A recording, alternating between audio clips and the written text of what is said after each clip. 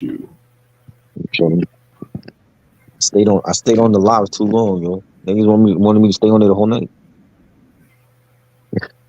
What were y'all talking about? Um, we was talking about like favorite MCs from each, like what's your top five MCs from like each borough, and just why we didn't speak for so long, and you know what I mean. So I was just explaining to him, like, just he asked me why I left 80s and 90s. I'm like, cause they're not doing nostalgia shit. They doing TMZ shit. I don't want to talk about that. Sexy Red and Blueface, and I don't want to talk about that shit. So that's not that don't serve no purpose to the culture anyway. So we were just vibing on live, and it was great. That's what's up. That's what's You up. know, I'm glad y'all are working it out. and Ant was on there too. His ass was drunk as hell. It's just always drunk. He was drunk. I'm like, bro, like you wilding right now. You I mean, know, not always drunk, but he gets turned up. yeah, he was turned. He was turned on the live and shit. I didn't even expect to see him on there. He just showed up out of the blue. Yeah, man. You know, I actually gotta catch up. I gotta catch up with him very soon. yeah, yeah. Like, come on, man. Okay.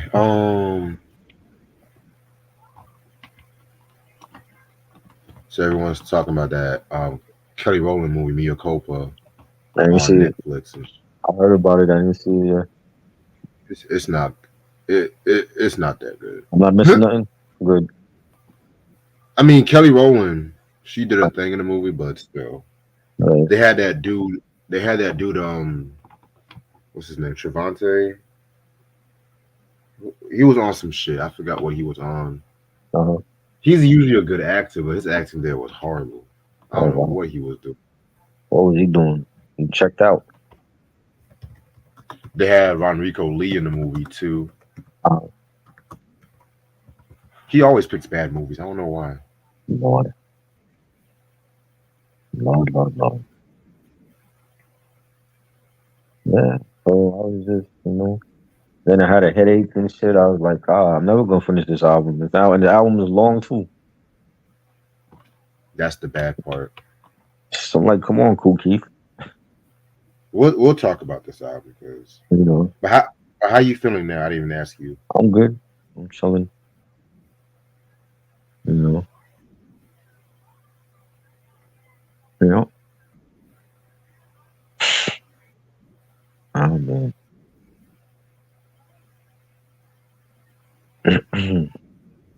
Mm-mm-mm.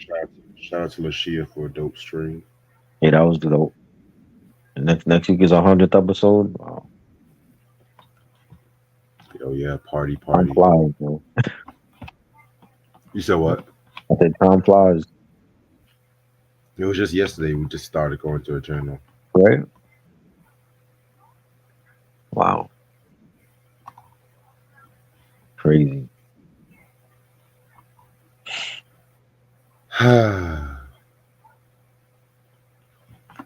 Mm-mm. What else is going on in the news? Mm-mm. So Eddie Griffin and Sharon Sharp ended their beef. Mm-hmm. That's Oh, what's I didn't up. know that. Okay.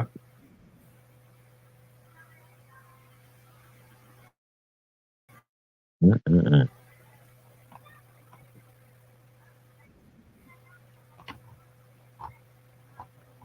I'm over here just trying to get some notes together.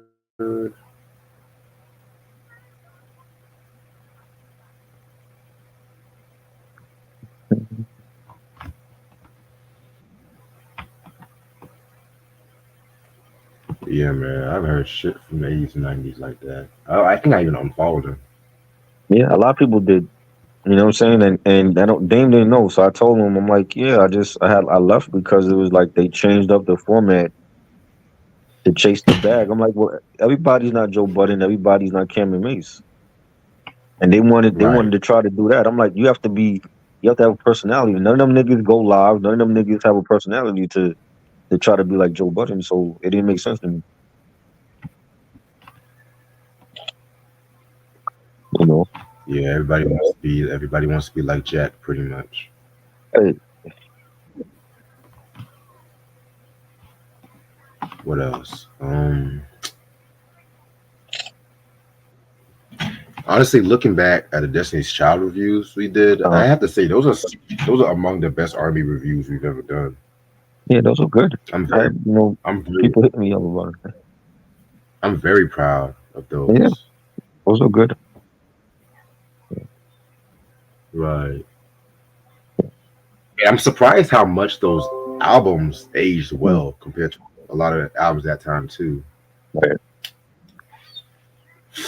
Cough, cough. Next. Lord. I didn't say you did. So,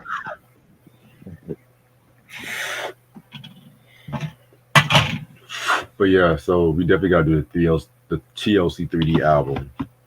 oh God, when are we Right. doing that? Next month sometime. But Oh boy. I'm not gonna do the self-titled album with just T-Boz and Chili. I'm not gonna do that one, to be real with you.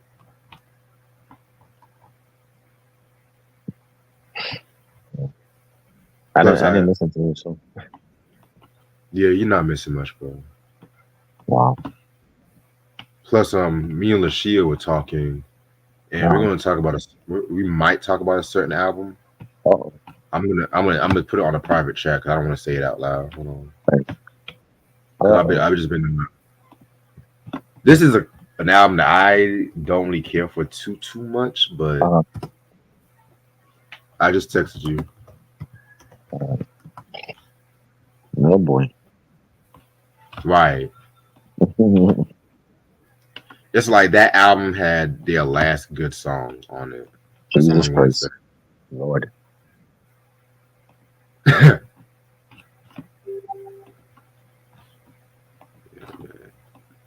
Yeah, I just been on a R&B kind of bag lately. I don't know why.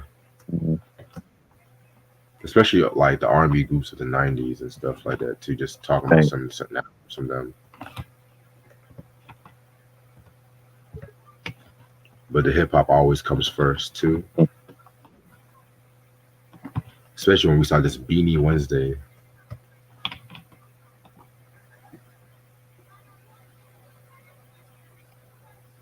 Mm, mm, mm, mm, mm, mm.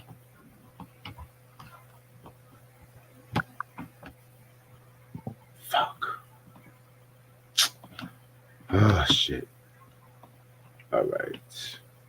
Did you see the Benzino interview on Auto Dialogue? Man, I didn't even watch the interview because I'm kind of tired of Benzino, but he was saying some stupid shit He as was saying some usual. shit about how Q-Tip and his Tupac made Q-Tip cry. You believe that? I, mm, I don't believe that shit. I don't I don't believe that shit, but I Mhm. feel like Tip was kind of hurt after Pac bum rushed him, just from what I looked up. Wow. Mm-mm-mm. But that performance he did on Out on Bail from the Source Award, I'm not gonna hold. That's like my favorite Source Awards performance next to the Death Row performance. That performance Right. was so ill. His energy on that stage was amazing.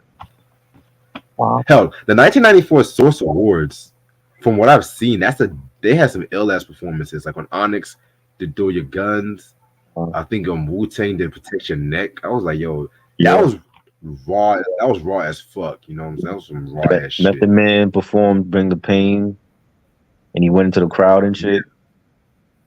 yeah, that was '95. But you're right about that. Mhm. Yeah, 1995 Source Awards was good too. But I feel Yeah. like because of the controversy, they gotta overhype that one. Plus, that was like the Mhm. first televised. That was like the first televised hip hop awards show. Right. That shit was I good. think I think the last Source Awards I liked was 2001. After that, it was just kind of Right. They were just letting anybody do anything on stage and shit. Like, yeah, just bring Right. a whole car, bring fireworks. I was like, okay, y'all. Y'all trying to be like the Grammys and shit. All right, Right? but I'm ready to start whenever you are. So, What's up, you two? How's everyone doing? This your boy Reg in the building. You know what I'm saying? AKA hip hop head, or whatever you want to call it, and shit like that too. I got my homeboy Try in the building with me. Mr. yeah, Light Skin Gentleman. How you it's doing? good. Telling. Yes, yes. All right, so on the 27th of February, we had a couple of good albums coming out and stuff like that too. I'm going to talk about Jay Dilla's Welcome to Detroit album that came out Oh, February 27th. Well, I must say February 26th, but I'm not going to do a review on today, so just take it as it is. Fuck it. But yeah, Jay Dilla's Welcome to Detroit came out February 27th of 2001. I'm going to pull up the album cover right now. Give me 1 second. It's actually his debut album. This is when he went by the Jay Dilla moniker because you got to remember he went by JD. You know what I'm saying? During like the '90s and stuff like that too, when he was working with like Far Side, De La and all that jazz, Tribe and stuff like that too. You know what I'm saying? And plus, there was like all hella JDs in the music industry, like Jermaine Dupri, all that shit. So yeah, man, this album came out at the height of the whole Slum Village craze, and it actually kicked off the Beat Generation series, which are like producer-driven albums, which we've like the Pete Rock Beat Instrumentals, yeah. Marley Marl Re-Entry. That was part of the whole Beat Generation. This is like one of the best known albums from that Beat Generation. If you ask me, you know what I'm saying. This album definitely is a very dope album.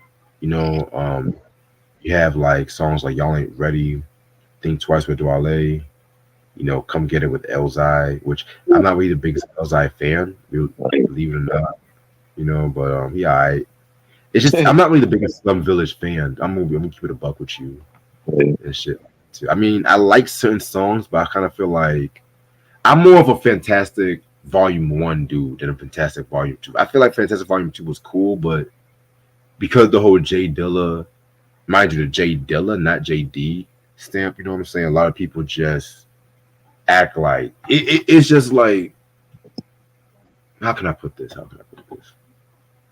It's good, but it's not great. That's all I'm gonna say. You know what I'm saying? I'm more of like a Fantastic Volume One guy, but that's another story for a different day. You know, yeah, man, it's like that was pretty cool. You know, this definitely was the beginning of like his new era, the Jay Dilla era, stuff like that too. Which it was like more soulful, to say the least, because the JD era, he was soulful, but he was more like abstractual jazz, if that makes sense. You know what I'm saying? And me personally, I kind of prefer the JD era. That's just me. But at the same time, too, I like Jay Dilla all throughout his career, and I do feel like he's one of the best hip hop producers. Not fuck, he's one of the best producers. Period. If you ask me. So this is a classic album. You know what I'm saying? Do I have this on my collection? I don't. This album's like very hard to come by. But do you have any memories of this album? It was dope from what I remember. Um, some I remember more than others, but Dilla always was great with his beats and his production and just what he did for a lot of different artists. And I got to go back and revisit this one. Definitely. All right.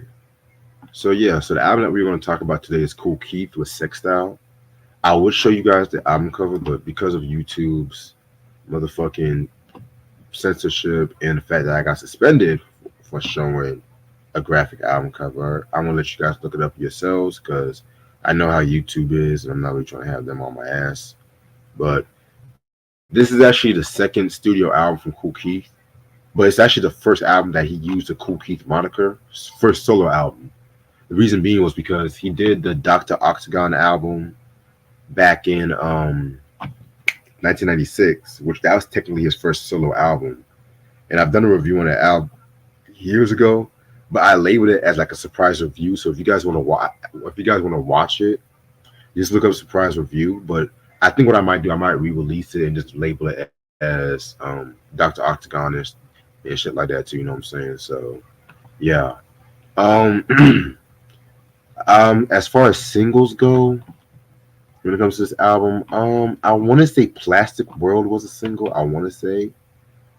I know he had a one or two videos. Hold on one second.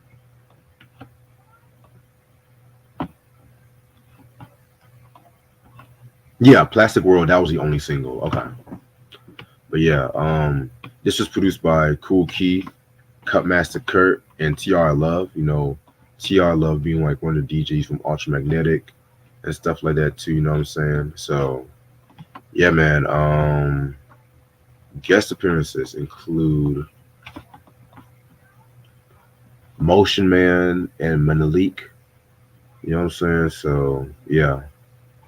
All right. So you guys should know who Kool Keith is. You know what I'm saying? He's one of the members from the influential group Ultramagnetic MCs. Very, very, very abstract person. I feel like Kool Keith was very influential. He was like the first rapper to really have like alter egos. And I want to say this: if it wasn't for Kool Keith, we probably wouldn't have MF Doom. I'm gonna be real with you about that. You know what I'm saying? I mean, that's not a slight against MF Doom. 'Cause I love MF Doom, but I definitely feel like when people talk about Doom and how he does like the alter egos, Kool Keith was really doing that as far back as like the late '80s and shit like that too. But I feel like niggas don't really give Kool Keith that much credit. You know what I'm saying? But that's neither here or there. So we're going to I talked about the Dr. Octagonologist album like years ago, which I feel like that's a hip hop classic. If you ask me, very, very, very dope album. It's very trippy. It don't sound like it was made in '96. That's the great part about it. And in my opinion, the key ingredient why that album worked was not just the production from Cutmaster Kurt, but it was Dan the Automator. And Dan the Automator to me is definitely a very, very, very dope producer. You know what I'm saying? He done like a lot of great shit from like the late '90s, 2000s, like Handsome Boy Modeling School. So How's Your Girl album, Deltron 3030 self-titled, which that's a very dope album. Gorilla's self-titled album, that's another great album too. You know what I'm saying? So he definitely gave that abstractual element. You know what I'm saying? I can't really describe his production because his production is like very, very, very distinctive and everything like that too. You know what I'm saying? So yes, of course, he didn't really work on this album and shit like that too, because most of the production was handled by Cutmaster Kurt. And I'm gonna be quite honest with you. I'm gonna save that. I'm gonna save it to the after review. But yeah, but after the release of the Octagonologist, he actually teamed up with Tim Dog. Yes, the Tim Dog that came out with the Fuck Compton song. You know what I'm saying? And they actually went as a group called Ultra, and they came out with their only album together called Big Time. You know what I'm saying? It's a dope album. I'm not gonna lie, it's a very dope album and shit like that too. It's just pretty much Keith and Tim Dog just battle rapping, talk about how the industry sucks. You know what I'm saying? Throwing slides at everybody and shit like that too. It's like a fuck the industry kind of album, if that makes sense. You know what I'm saying? So after that, in 1997, that's when Kool Keith went back to his original Kool Keith moniker, and he definitely wanted to do what he's known best to do. Doing the sex raps, but using sexual metaphors to diss other rappers as well too. And then that's when we got the Sex Style album. You know what I'm saying? So yeah, this album he calls this a pornocore album, not horrorcore, pornocore. You know what I'm saying? And yeah, man, and Cutmaster Kurt, he actually like wrote like the majority of this album. You know what I'm saying? And yeah, man, that's definitely a interesting album right here too. So I'm gonna be quite honest with you guys. I'm gonna be quite honest for a second. I remember when I first heard this album, and I did not like it one bit. You know what I'm saying?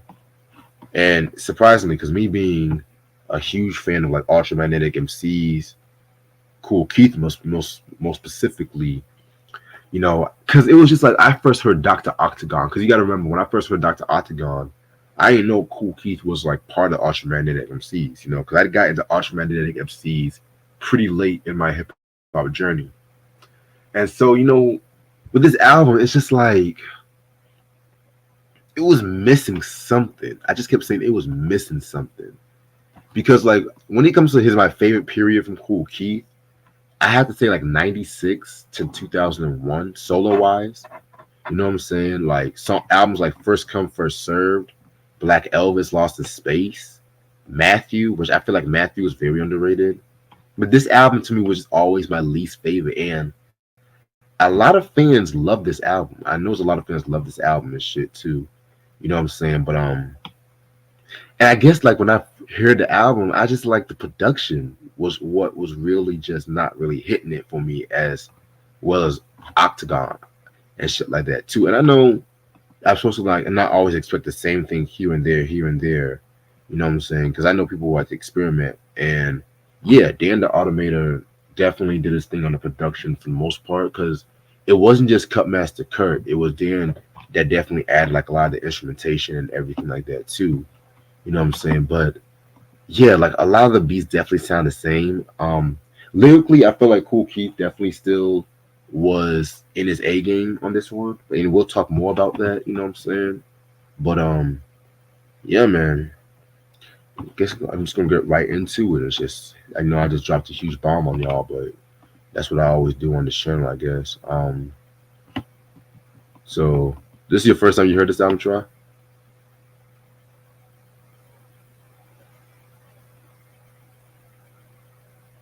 Yeah, I guess try. Yep, first time ever. Okay. Yeah, so I definitely can't wait to hear your opinion on this one. All right. So this album has 17 tracks plus one hitting track. Let's talk. I heard this album on Spotify because, like I said, I don't have this album, so I didn't actually hear the hidden track. So we're just gonna do the 17 track version. So track number one is the intro. Pretty nice intro. You know what I'm saying? Just motherfuckers talking and stuff like that too, just setting the whole tone. Right. It's alright. It's just set the whole tone of the album. Nothing really special. Yeah. Um, what he said. My But style is free. Um, niggas suck my dick and their girls drink my pee or some shit like that. He said some crazy shit. uh, Some Key. suspect lyrics. The Cool Keith was saying. Yeah, some of these lyrics, man. You know, I was just like, I was yo, like, what come. was? I didn't quote too much shit from him because he just sounded weird. You know what I Well, mean? I got some quotables and shit. Right. I got some quotables because I just have to. I really just have to say some of these lines. Some of his lyrics kind of elevated some of these songs and shit. That's all I'm going to say. And Right. we're going to talk about the title track, "Sex Style." This is definitely a favorite song of mine. You know what I'm saying? It's just him just going on, just doing sexual rhymes and stuff like that. You know what I'm saying? Set the whole tone of the album. That's one thing about Kool. So many fucking lyrics he was talking about. Back when I wreck shit, so Right. what, nigga? I masturbate. See your girl's cocked back, her legs tied like a figure eight. I'm on stage getting sucked by Madonna, sticking pipes in your ass. You stopped the freestyle drama. I pioneered this shit. You keep on sucking dick. Your girl's in the crowd hawking me for a naked flick. I mean, lyrically, he definitely was on one on this album. You know what I'm saying? Um, this is definitely a dope song. This is actually one of the better beats on this album as well too. You know what I'm saying? So I'll give it that. Yeah. Yeah. I like the beat for it. The beat is dope. The bass line. You Yeah, definitely. know. All right. Next song is "Don't Crush It." So if you guys recognize that drum break, that's like the same drum break I want to say Nas used for "One Love." You know what I'm saying? So you guys should definitely recognize that. I'm not going to say which drum break it is because it's a very familiar one. Um, pretty dope track. You know what I'm saying? The beat uh, was okay. It was pretty simple for Cool Keith taste. You know what I'm saying? So with this track right here, it's like Cool Keith is going back and forth with this chick who is they're about to have sex. And he's telling her like don't crush his manhood, like pretty much don't crush his dick and stuff like that too. You know what I'm saying? And it's like he's doing some braggadocial kind of shit and stuff like that too. You know what I'm saying? And again, Cool Keith definitely does his thing on this song right here too. You know, so definitely very dope track. I could have done with that. I could have wished there was a better beat, but it is what it is. This was fire. Definitely love the beat, the bass line for it. You got Keith saying, brown skin fine. Well, you said, brown skin fine. I drink a body like wine and throw wax on it and watch those two cheeks shine. That was great. Great track. Definitely, definitely a great track indeed. All right. Next song we got is "Make Up Your Mind." Another dope track right here. This is actually one of the few that was produced by Tr Love, and you can definitely tell it kind of had like a more upbeat kind of feel to it. You know what I'm saying? Pretty dope song. You know, I like it.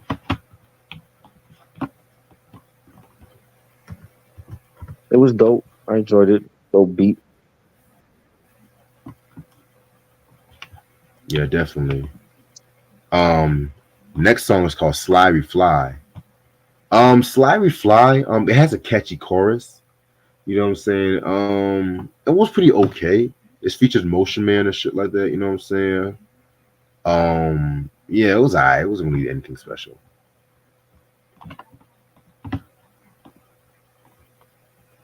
I like the beat, the spacey sounds on it.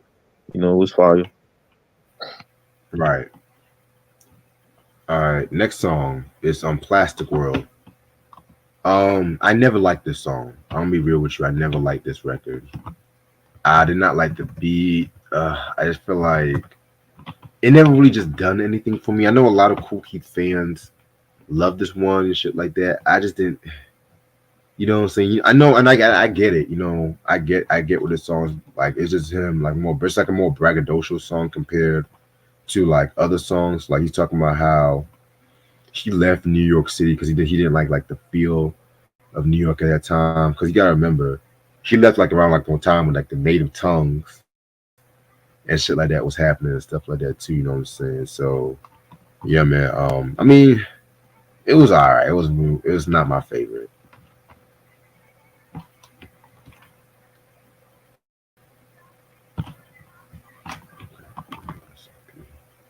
Yeah, I like the beat. I thought the beat was fire. The bass line. Like Keith saying, what do you say? Record companies, IG off my royalties. Watching vinyl spin, local groups, whack MCs. I think it was fire. I think it was a dope track. Interesting. All right. Track number 7. Stuck on Pussy Drive. This is like a short kind of skit and stuff like that too. You know what I'm saying? Is it funny? Yeah. Is it fit the album? Yeah. But is it really interesting? Nah. That's really the best way to put it. You know, self-explanatory. Yeah, I ain't care for it. All right. Next song we got is "Regular Girl." This is another song I didn't really care for too much. You know what I'm saying? Like again, Keith did his thing and stuff like that. You know what I'm saying? Talking about how he's gonna freak with this girl named Kadiva and shit like that too. You know what I'm saying?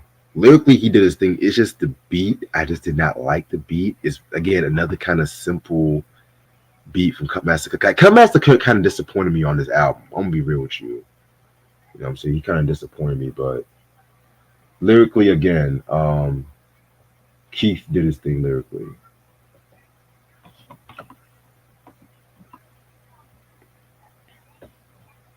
I actually liked it. I thought the beat was fire. You know, Hmm. It's not some of Kurt's best work though. You know what I'm saying? But I thought he did his thing. Interesting. Interesting. Yeah. Yeah, it's definitely not some of Kurt's best work. Because, like I said, I've heard better from Kurt. Hell, I've heard better on some of Dilated People's albums, to be real with you. But, you know, I never really cared for that group. So that should tell you something. All right. Next song is The Mac Is Back featuring Monolink. My favorite song on this album. And yes, this was actually produced by TR Love. This is the Kool Keith that I fucking like. Him spitting that pimp shit, braggadocious shit, sexual shit, all wrapped in one. And you're just looking at yourself like, damn, what the fuck was I just hit with? You know what I'm saying? It has like that black exploitation kind of feel to it.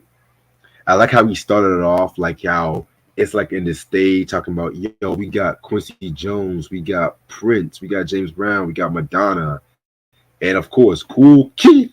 You know what I'm saying? I always love how he always announces his name and how his voice gets so animated and shit like that too. You know what I'm saying?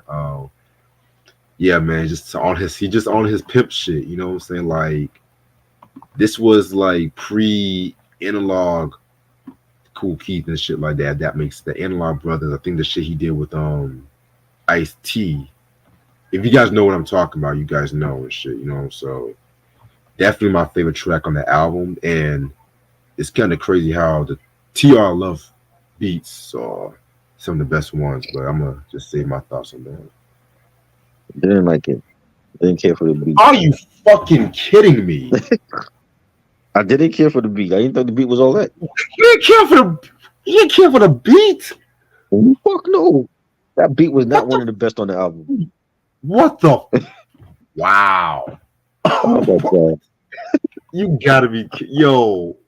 It seems like you Oh, like the no. album more than me. You're not even the biggest Kool Keith fan. That's the I don't gas. know. I just heard the album. The album is just like I get the sex rhymes, but the production is just quirky and shit. You know what I'm saying? Some Yeah. songs sound better than others. You know. I mean, Man. yeah, I see what you're saying Yeah. because, like I said, like I said, my thoughts on this album. I'm gonna say my thoughts on this album, but it's just like, it's just like with me, I was spoiled by Doctor Octagon, Uh-huh. Doctor Octagon, Octagonologist. You know, I was so spoiled because when I first heard the album, like in the early 20 teens, when I was really getting into like classic hip hop and stuff like that, shit.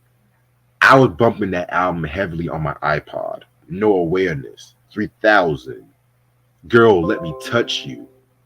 You know what I'm saying? I mean, and yeah, like it was like Dana Automated and Kurt doing his thing, but it's like, you know, when we talked about the Gravediggers album, the Pick the Shovel and all that shit, you know what I'm saying?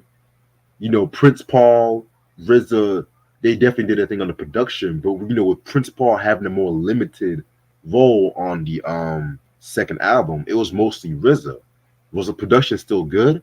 Hell yeah, that was '97 RZA. That was peak RZA. But a lot of those beats sounded like some shit you would hear on Wu Tang Forever, in my opinion. Whereas the first Gravediggers album, 6 Feet Deep, had a very authentic horrorcore feel. That horrorcore feel could appeal to just the mainstream hip hop crowd. You know what I'm saying? Because horrorcore before Gravediggers, that was like Ghetto Boys, Gangsta Nip. You know what I'm saying? I love that shit. But for the regular hip hop crowd, they're not going to hear shit like Chucky or My Playing Tricks on Me. That was a rarity. You know what I'm saying? But can you imagine a song like Mind Playing Tricks on Me being the hit today? If that makes sense.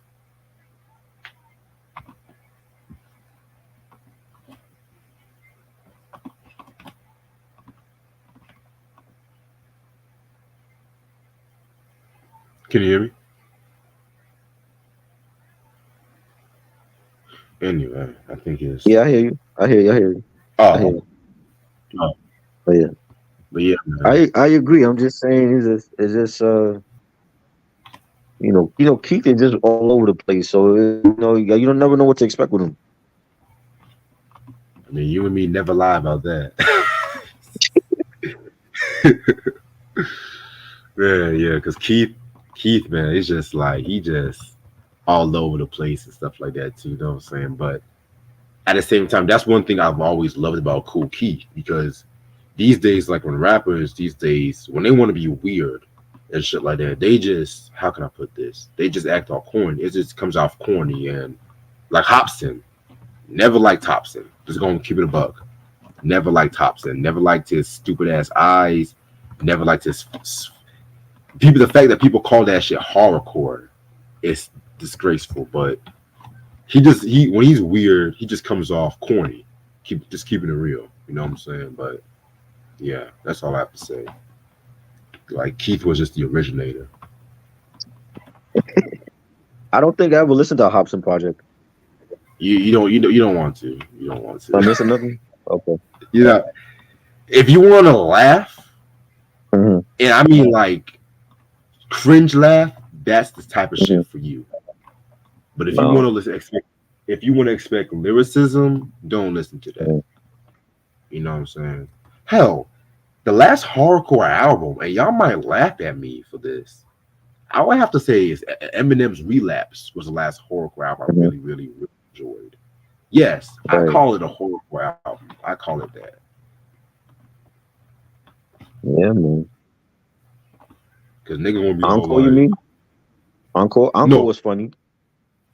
no, I mean, Uncle was trash. Oh, yeah, it was trash, but it was funny because it was so bad, and then he had that damn accent that he kept rapping with.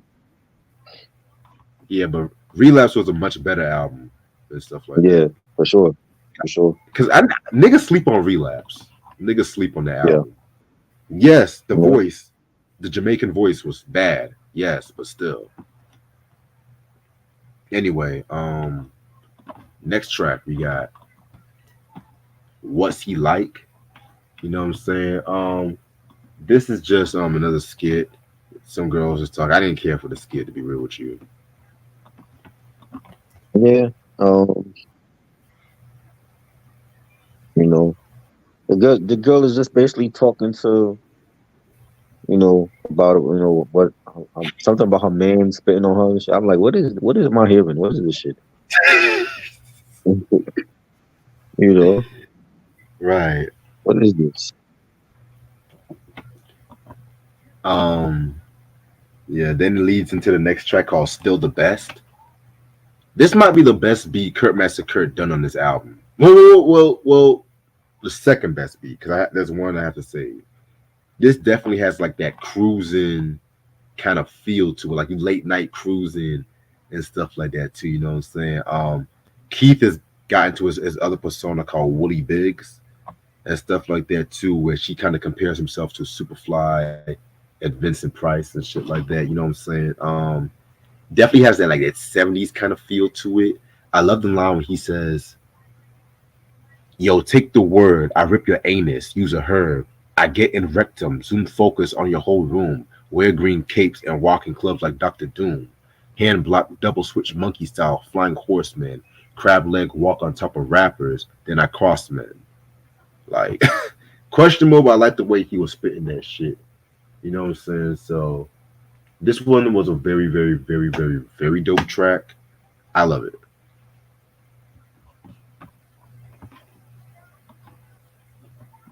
This was dope.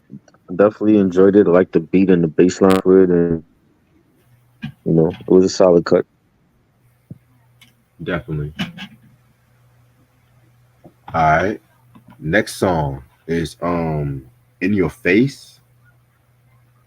This one was okay. I didn't really care for it too much. You know what I'm saying? Yes, TR Love did this beat, it was dope beat, but it was decent. It was alright.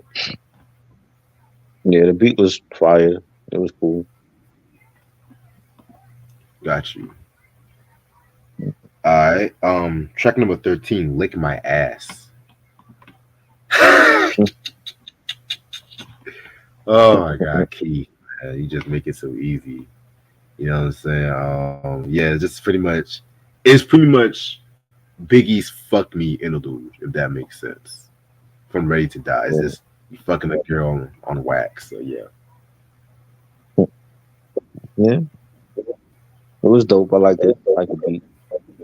Right. All right. Next Mhm. track we got is "Keep It Real." Represent. Out of all the tracks on this album, this definitely sounds like something that could have easily been on Dr. Octagonologist, if you Right. ask me. You know what I'm saying? Definitely had that obscure, abstractual kind of shit. You know what I'm saying? This is definitely a song where he definitely used a lot of sexual metaphors to get at sucker MCs. You know what I'm saying? So, yeah, this is a very dope track. No, I don't like. Is we talking about lick the pussy? That we talking about? Lick my ass or whatever? No, keep it real. Oh, Represent oh yeah, yeah. That had a dope beat to it. That was dope. I enjoyed that one.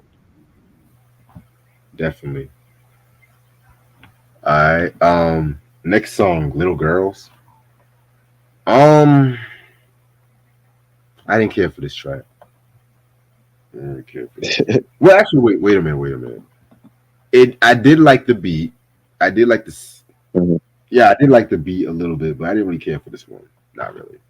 It had a dope. I thought it was a dope beat. Yeah. Track number 16, "After the Club." Just a little skit, nothing really to it. Keith basically fucking this chick and she moaning and all that, and Right.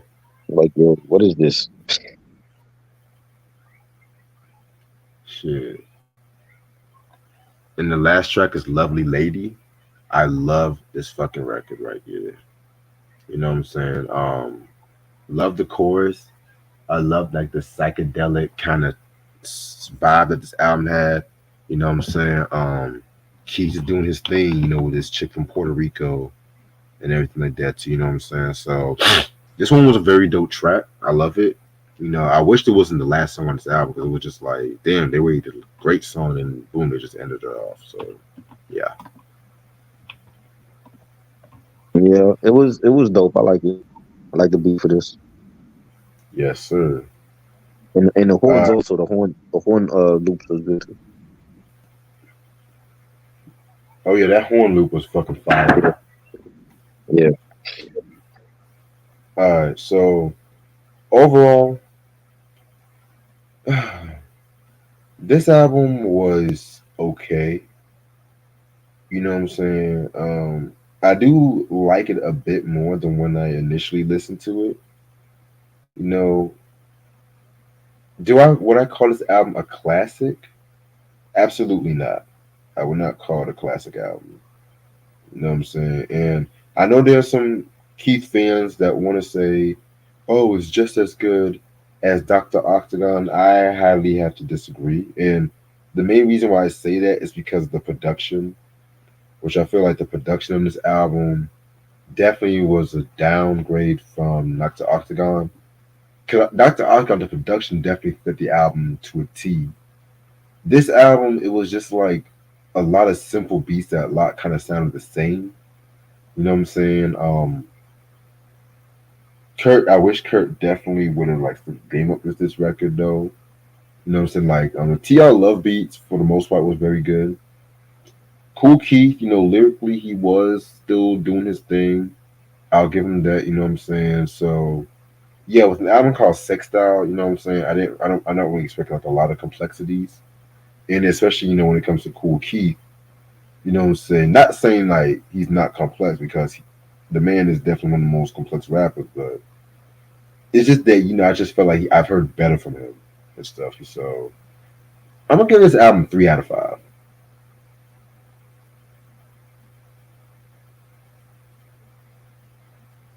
yeah. I thought it was good. I like the production. Just we had some weird songs on there. So I'm gonna give it 4. Not even 4. I'm gonna give it 3.5. Okay. Yeah. All right. So yeah. So I'm gonna end this off right here because I actually gotta get some sleep for work very soon. But just to let y'all know, this Wednesday we got a double feature. We got the Family Matters retrospective. You know what I'm saying? And then we got a double review on Earth, Wind, and Fire's Power, Light, and Electric Universe. You know what I'm saying? Really can't wait. about those ones because I feel like those ones get really talked about that much. And I know Right. around that period, a lot of fans don't really care for those because they use like a lot of drum machines, which I'll talk more about that when we get to that point. And Thursday we're gonna talk about the game of Hit Boy with Paisley Dreams. You know what I'm saying? And the Yes. Bobby Brown Bob review is gonna be to be announced, just so the time because I know you said you had something to do, so the time is gonna be to No, be not announced. on. Well, not on Thursday because I like the. I told you the dude lost his job, so I mean Saturday. I don't think we. Yeah, Saturday. Yeah, Saturday. I might be. I might be out. We'll see. And it's supposed to rain also, so I don't. I don't know. So I'm gonna play by the weather. Okay. Yeah, because like I said, I'm Yeah. pretty much at the moment, and keyword at the moment, I'm pretty much free that whole day. You know what I'm saying? Okay. So yeah, just let me know ahead of time because you know how I like to do. But other than that, Okay. hope you guys, hope you guys have a wonderful night, and hopefully y'all subscribe and like this video. Subscribe to the channel if you want to see more content, and I'll see y'all later. Peace. Peace.